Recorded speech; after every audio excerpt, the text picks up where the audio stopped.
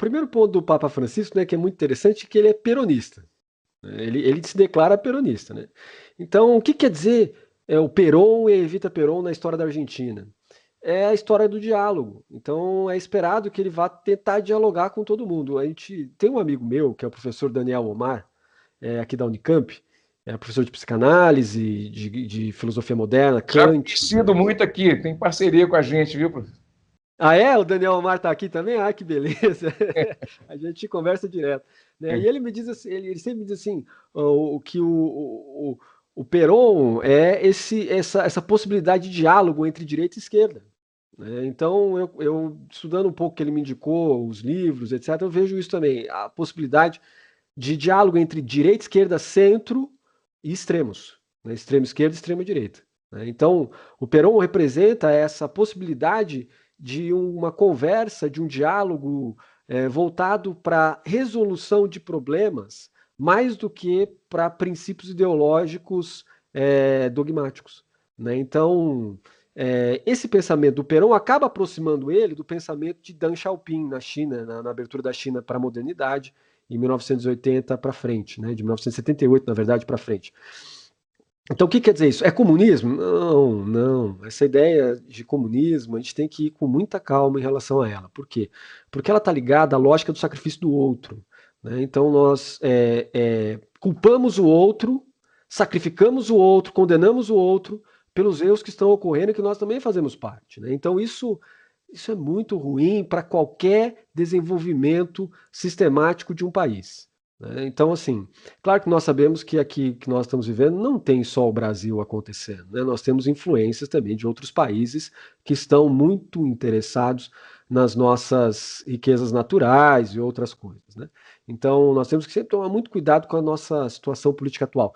E falar da nossa situação política atual é falar sobre o Papa Francisco, né? O Papa Francisco ele viveu os problemas do governo militar na Argentina, ele viveu o problema da pobreza, ele passou por todo esse processo como um jesuíta, né, de abertura para o mundo e de controle da comunidade por meio da paz e de proteção à vida, né? Então ele, por viver nesse meio, ele agora ocupa a cadeira mais tradicional da Igreja Católica, que é o primado de Pedro, e ele é capaz, então, de olhar para o mundo e perceber é, a necessidade de um retorno dos valores fundamentais do cristianismo, né, de Paulo. Está muito claro essa linha dele de Paulo, né? Ele tomou o nome de Francisco, sendo um jesuíta, né? Isso mostra muito da personalidade dele, né? Então, quem foi São Francisco? Ao nosso ver, parece que o Papa Francisco ele adota o nome Francisco porque o Francisco foi aquele cara que participou daquela expansão para o Oriente da Europa, né? Ele entra em guerra, depois ele se traumatiza na guerra, vai para a casa dele, encontra Cristo, se transforma e volta para a guerra. Isso que a gente tem que perceber. Isso. Ele volta para a guerra de Jerusalém e vai falar com o líder dos muçulmanos que estão ali, e o líder dos muçulmanos fala: olha, se todos pensassem igual a você, Francisco, imagina isso, um pobre líder religioso vai a pé até lá e conversa com o principal líder, e ele diz assim: se todos pensassem igual a você, a gente não estava em guerra. Salvo conduto, pode voltar para casa que ninguém toca em você.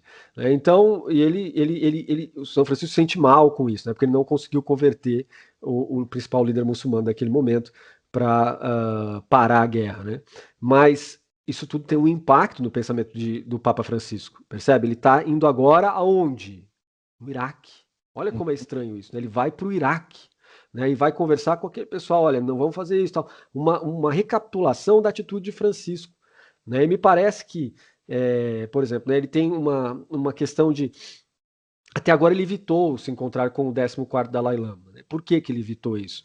Provavelmente para não dar um problema lá na China, né? Nós sabemos que o pensamento chinês ainda tem que se abrir muito, né, para o mundo, né? Eles têm essa característica de, recentemente, por exemplo, né, nós tivemos o problema do Congresso chinês falar não pode mais ensinar língua tibetana na China. Olha que absurdo, Ederson, vai acabar com a cultura tibetana.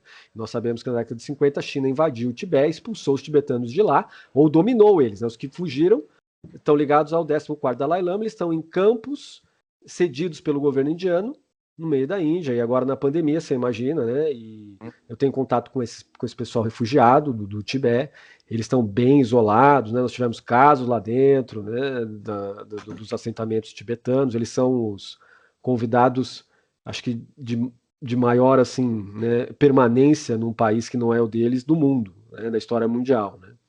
E o 14º Dalai Lama é esse pensador muito atual que nós temos, né, que falou ética para o novo milênio, né, ganhou o prêmio Nobel e está lá como exilado. E pelo jeito vai falecer como exilado. Né? Uma situação impensável para o nosso mundo no século XXI, mas nós estamos vivendo também isso. Né? Nós estamos vivendo também isso. Né? Então o Papa Francisco é essa ponte. Né? Ele até agora não falou com o Dalai Lama porque ele está querendo proteger ali o pessoal católico romano de dentro da China. Né? Nós sabemos que essa situação toda de geopolítica é muito complicada, né? Bem complicado. Mexeu errado vai ter problema sério de violência. Né? Então, essas mexidas no tabuleiro que ele está dando, me parece até agora, até o momento, que estão corretas. Né? Embora alguns critiquem essa posição dele de não se encontrar com esses líderes minoritários, mas me parece que ele tá correto. Né? Mas essa posição do Francisco que deixa ele numa posição muito interessante na atualidade, que é essa atualização e defesa da vida. Né? A Laudato Si, né? A Laudato Si é algo que fala estritamente do conceito de interdependência, de mútua determinação entre as pessoas. Esse é um conceito que já veio sendo desenvolvido no budismo desde a época do imperador Asoka, no século II a.C. O maior império que a antiguidade já viu está ligado a esse imperador Asoka, que era um monge budista. Não era no começo, matou 10 mil pessoas do próprio povo dele, entrou em depressão, se converteu ao budismo, depois virou monge, e foi o maior império que a antiguidade já teve. Nesse processo, ele aboliu a crucificação, olha só. Né? E outras coisas horríveis que aconteceram, ele foi tirando tudo. Só que, infelizmente, o império dele caiu depois. Então, nós temos aí esse conceito que gerou o Mahayana, né, que é o sistema universal, esse pensamento ligado à mútua determinação e à interdependência. Aí vem o Papa Francisco no século XXI e retoma tudo isso. Claro, ele é um jesuíta. Nós sabemos que os jesuítas estão na China desde o século XV, tem uma história fantástica com o criador do cálculo integral, que é o Leibniz. O computador que nós temos hoje está ligado ao pensamento de Leibniz, então, e o pensamento de Leibniz está ligado ao pensamento chinês do 0 e do 1, e todo o nosso código binário que forma a nossa informática hoje está ligado à composição 0 e 1. Né? Então, assim, isso tudo é extremamente interessante e importante para o nosso tempo. Você vê, um jesuíta ocupa o lugar, a cadeira de Pedro. Ele é um jesuíta, ele tem contatos com a China. Os jesuítas estiveram na China e converteram o imperador chinês ao catolicismo. Olha isso.